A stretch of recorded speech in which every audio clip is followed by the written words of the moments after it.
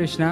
Here I am magacayga waa Hare Krishna. Mar labaad ayaan soo laabtay. Dadku waxay aad ugu baahan yihiin inay wax badan ka ogaadaan umurta noloshooda, haween iyo ragba. Laakiinse doodan ma aaminsan tahay dhab ahaan inay tahay tii xalin lahayd dhibaatooyinkeena dhanka nolosha iyo xanuunada inagu dhacaya. Xanuunadaas oo ka kooban kuwii hore iyo kuwa hadda cusub ee aan ka sheeganayno. Waa xanuunada aan ka sheeganayno. Run ahaantii waa dhibaato nolosheena wasaqaynaysa. In la guursado kale haweenay qurxoon ama hodan ah ama walaalka su'aal buu na weydiiyay inaan ka doodayno xuquuqda ragga iyo dadka iyo guurka.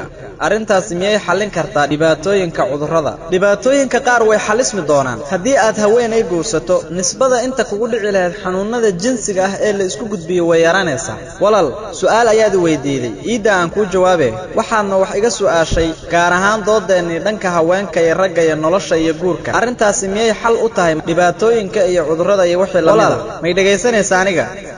halkaas ayaad fiirinaysaa waan dhageysanaysaa.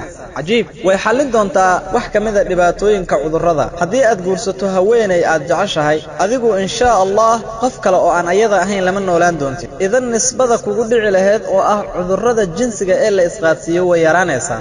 Nisbadii keeni lahayd cudurka AIDS-ka kale way yaraanaysaa haddii aad ku guursato waddo sax ah. Arrintaasi waxay xal u noqon doontaa dhibaatooyinka cudurrada qaar. Dhammaanteedna maaha, laakiinse muxaadaradani waxay ka sheekaynaysaa xuquuqda haweenayda. waxaana agteena ka helaysaa dhowr muxaadaraad oo ka sheekaynaysa xalal kala duwan oo insaani ah. maanta se waxaan ka hadlaynaa waa xalinta xuquuqda haweenayda. imaw muxaadaradeeda ugu dambaysa hadafka laga leeyahay nolosha waxay ku sii doontaa xalka dhabta ah ee nolosha. waad joogtay muxaadaradaas markii ugu dambeeyay, maxaa yeelay midda ugu fiican markasta waa ugu dambeynta. tani waa muxaadaradeedii koobaad ee booqashadan. waxaan soo noqon doonaa maalinta Jimcaha mar kale, waxaana bixin doonaa muxaadaro ciwaankeedu yahay quraanka waxa waajib ah in la akhriyo iyadoo faham uu ku dheehan yahay. maalinta Sabtiga waxaan furaynaa qaybta su'aalaha iyo jawaabaha.